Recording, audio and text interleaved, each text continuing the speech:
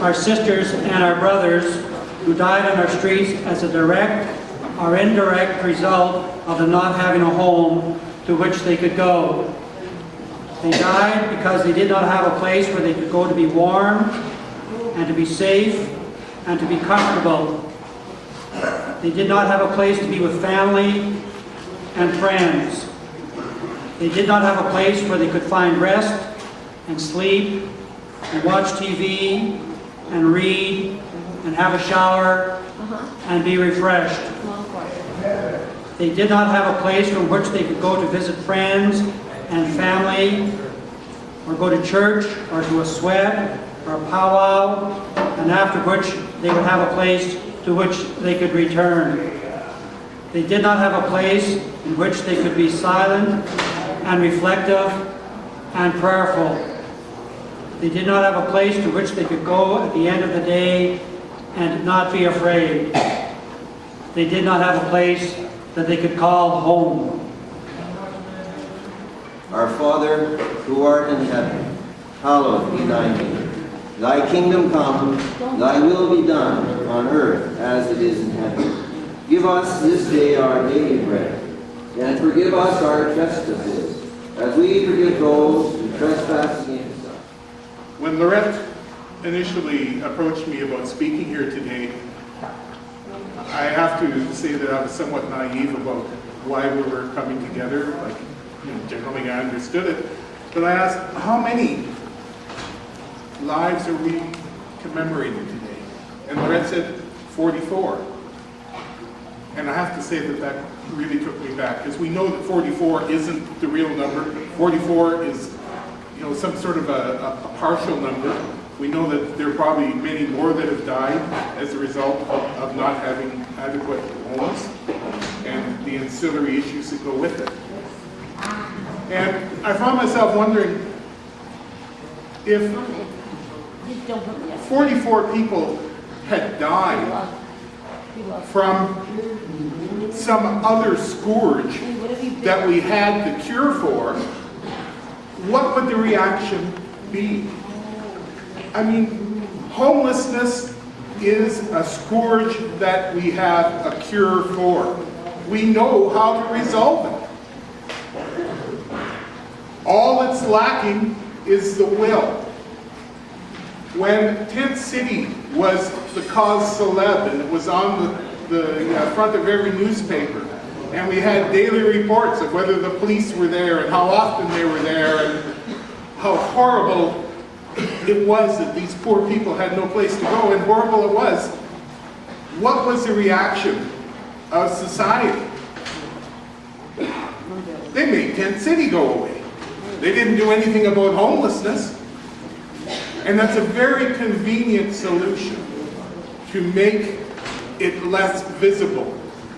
Because if it's in our face, it makes us feel bad. If it's in our face, we feel we should perhaps take some responsibility and start to do something about it, because something can be done about it. We have the resources, and that's what the issue is bringing those issues to the fore and doing something about the problem. Pretty much since I was 15, I've been off and on the street, off and on, off and on, off and on. Pretty much, I've been like almost all the way across Canada, from Ontario to BC, back to Alberta again.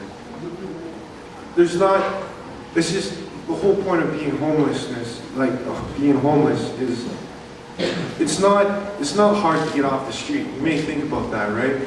Just work for 2 weeks, save that paycheck, work for another 2 weeks, save that other paycheck, put both paychecks together and get a place. It may sound that easy, it's not. I mean, you pretty much have to support yourself, for your own meals, for your own cigarettes, and if you want from time to time, the occasional place to sleep at night. No, I mean, so many people don't need to be sleeping out on the street, sleeping out on the subway, sleeping out on the street corner, sleeping out in a cardboard box, making up a house out by the dumpster, passing out in dumpsters. Nobody needs that. So what I pretty much figure is we should actually have more places, just to help out other people for that. And not only that, I don't know, that's pretty much it. Being homeless sucks, and when you have to work and be homeless at the same time and try to get things right, it's even harder. And still, no matter what, there's still going to be it's too hard sometimes. So you find out a lot of people, they just keep on going through the cycle over and over and over and over and over again. Work for a little bit, end up back on the street, get off the street, work for a little bit, get back on. It's hard, and that's pretty much all that I have to say.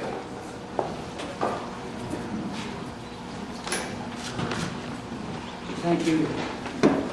There will be a candle lit, as I said, for each of the 20 ladies and each of the 24 men who died on our streets.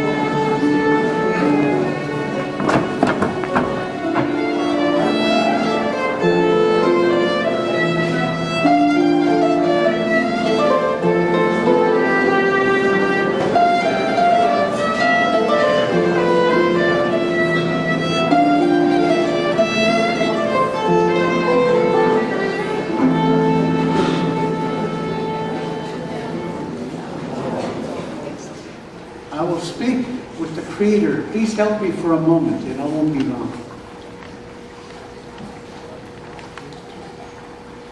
Hanukta kaksewat sin seman. Nagwapam nanong tamon. Ay sino ako tegay wigo ni hayat.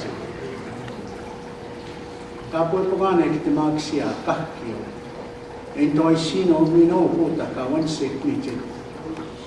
No ako magana. Ihagawa tamakam magamyo sikta tiska ta tipska. Mino ta ka uyok na puspo. Kiyamo good. E kai wi konda skiam na to ki so sumunds. Umatis ka. E ba ba na ta na ta. E o momento tama nota minana kita skea. Into tama ko siya atsu. Mino manimiktong tamios. Tagiwek tamaso akan matmatso na nasko mo. Tatagis ka, tatutups ka. Nagsumek isin to tamata. Nitaba siya at sinisiman ko. Ay. Only God knows when. One day I'm gonna leave this place. Only God knows when. One day I'm gonna leave this place. Only God knows when. Well, if anyone should want to know about me, tell them who I was. Tell them I was a mother and a sister too. Tell them I had many burdens to bear, and at last I lay them down. One day I'm gonna leave this place. Only God knows when. One day I'm gonna leave this place. Only God knows when. One day I'm gonna be no more. I'm going home to my final resting place. Well, if anyone should want to know about me, tell them who I was. Tell them that not one of us can stay here forever. We all gotta leave this place somehow. Tell them about the Father and the Son and the Holy One He said would surely come. One day I'm gonna leave this place. Only God knows when. Well, if anyone should want to know about me, tell them I was a child of God.